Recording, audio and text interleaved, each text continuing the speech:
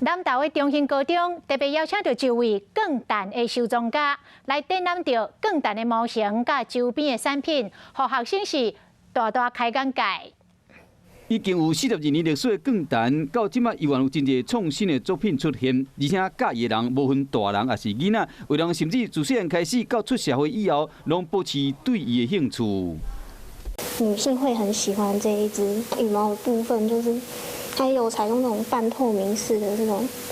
因为整个如果是有比较那种特殊的光打下去的话，会有那种可能会闪亮的那种感觉。模型都蛮酷的，细节都蛮那个精实的，很真实。对对对。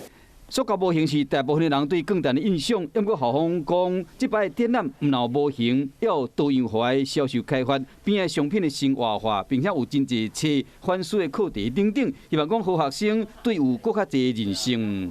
我们可以从钢弹的发展，还可以看得出来我们整个钢弹文化的演变，包括三国，包括12生肖等等。这个收藏人为国小1年级开始，一直到硕士毕业的时，收藏物件价值已经超过100万，目前继续咧收藏中。校方表示讲，因疫情关系，这摆展览无对外开放，不过未来疫情若较稳定者，欢迎民众去校内欣赏其他主题艺文展览。